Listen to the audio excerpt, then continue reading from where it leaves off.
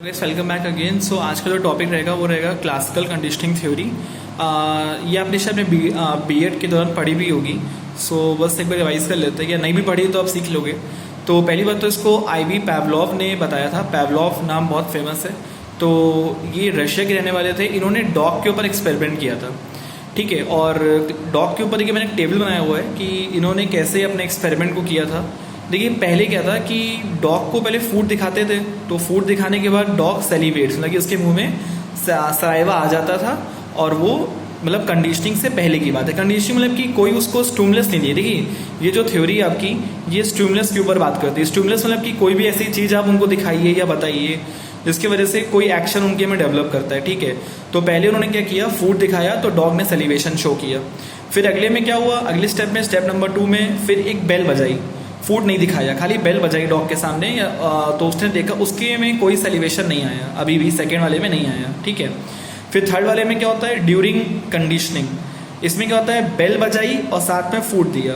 तो पहली बात तो 3-4 दिन ऐसे ही किया गया। जब भी बेल बजती थी तो फिर फूड तब दिया जाता था। तो फिर पहले तो सेलिब्रेट नहीं करता था बेल बजाने पर, बट कुछ दिन अगर आपने यही चीज़ फॉलो करवाई उन्होंने, तो देखा कि डॉग सेलिब्रेट कर रहा है। उसके बाद क्या हुआ कि कुछ दिनों के बाद जब ये प्रोसेस फॉलो करते रहे, तो जब भी बेल बजाई जाती रही तो डॉग के अंदर सेलिब्रेशन आ जाता था। मतलब कि अब डॉग समझ चुका था कि जब भी बेल बजाई जाएगी तो हमको खाना मिल जाएगा।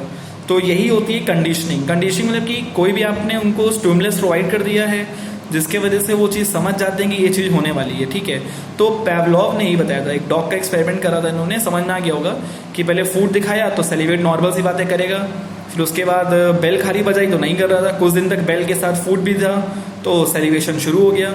और खाली जब बेल बजाई तो वो सेलिब्रेट अपने आप करता था, मतलब वो समझ जाता था कि हमको फूड मिलने वाला है, ठीक है। तो इसका एजुकेशनल इम्प्लीकेशंस की अगर आप बात करते हैं तो इन्होंने बताया था कि स्टिमुलस देखिए बहुत ज़रूरी होता है। स्टिमुलस का मतलब होता है कि कुछ बच्चों को आप ऐसा दिखाइए या बताइए जिसकी वजह से काफ़ी वो एक्टिव हो जाते हैं। जैसे टीचिंग एड्स हो गया।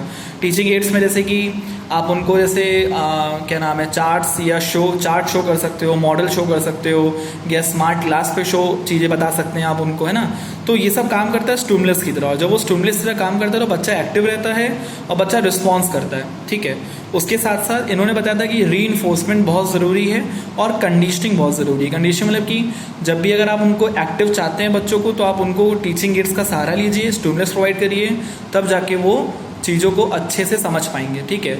तो ये जो थ्योरी थी वो पैवलोव ने दी थी, और ये डॉग वाला एक्सपेरिमेंट आपको समझ में आ गया होगा, ठीक है।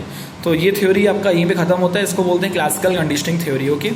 फिर थ्योरीज आपकी देखिए इस टॉपिक में सारी खत्म हो जाती हैं। फिर कुछ 1-2 टॉपिक रह जाते हैं, 2 ही टॉपिक रह गए हैं। एक होता है माइक्रो टीचिंग, एक होता है टीचिंग, ठीक है।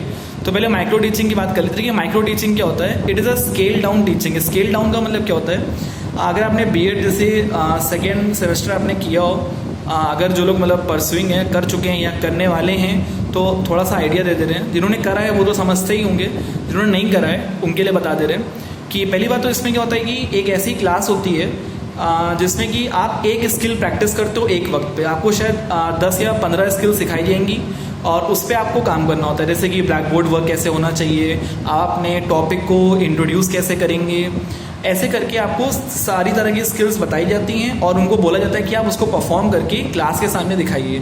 वो क्लास आपके बीएड के कलीग भी हो सकते हैं, ठीक है। तो इसमें क्या होता है, माइक्रो टीचिंग में ये स्केल डाउन टीचिंग होती है। स्केल डाउन मतलब कि आपका टाइम 5 या 6 मिनट का रहता है। 6 मिनट में आपको एक एक्टिविटी करके एक स्किल आपको शो करनी होती है। जैसे मैम ने बोला कि आपके बीएड के कलीग टीचर्स ने कि आप ये वाला स्किल आपको शो करना है, ठीक है। तो आप उसका प्लान बनाएंगे, फिर उसको टीच करेंगे, अगर वो कैंसिल होता है तो रीटीच करेंगे, ऐसे होता है, ठीक। तो ये स्केल डाउन टीचिंग होती है क्लास साइज में, और लिमिटेड टाइम आपको दिया जाता है, ठीक।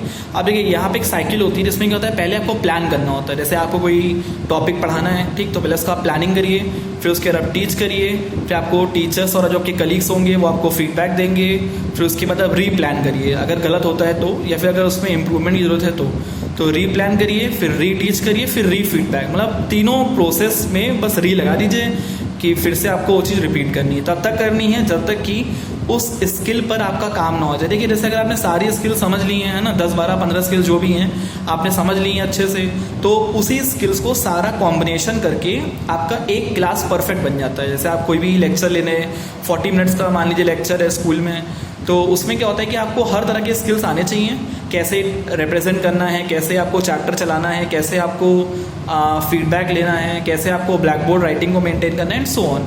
ठीक है, तो ये सारी चीज़ें माइक्रो टीचिंग के अंदर आती हैं। हर स्किल हम लोग एक एक बारी करके सीख लेते हैं। ठीक, उसके बाद ये टाइम ध्यान रखिएगा, टाइम बहुत बार इंपॉर्टेंट है, पूछा जाता है। देखिए हर चीज़ में 6 मिनट का टाइम है, खाली रीप्लान में 12 मिनट का होता है। तो बस एक चीज़ ध्यान रखिएगा, सब में 6 मिनट आ जाए, और अगर रीप्लान आ जाता है तो 12 मिनट का होता है, क्योंकि थोड़ा सा टाइम चाहिए होता है प्लानिंग करने के लिए।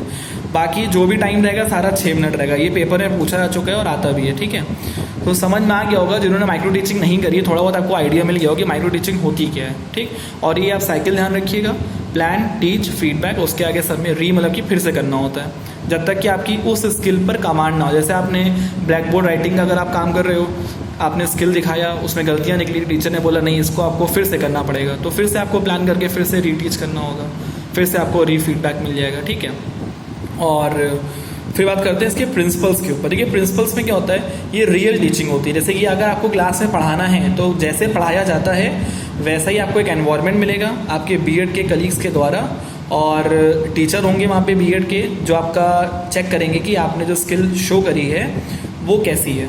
उसके बाद एक स्किल ही परफॉर्म कर सकते हैं आप एक बार में, सारी स्किल्स आप शो नहीं करेंगे। जैसे इंट्रोडक्शन ऑफ लेसन का भी एक स्किल होता है कि आप चैप्टर इंट्रोड्यूस कैसे करेंगे, तो वो एक बार में ही बनेगा। ठीक, तो आप एक ही स्किल एक बार में शो कर सकते हैं और इससे इफेक्टिवनेस आ जाती है। Develops the effectiveness. इफेक्टिवनेस मतलब कि अगर आपने सारी स्किल सीख ली हैं, आपको हर चीज़ पता है, तो आप टीचिंग एक बेहतर ढंग से कर पाएंगे। ठीक, और हाँ एक चीज़ और, इनके जो मतलब इन्होंने जो खोज करी थी वो थी ड्वाइट डब्ल्यू एलन ने, जो पूरा प्रोसीजर है उन्होंने समझाया था। ठीक है, तो ये टॉपिक हमारा माइक्रो टीचिंग का हो गया, और ये आपका हो गया classical conditioning theory by the IV Pavlov. Okay, so that's it, thank you.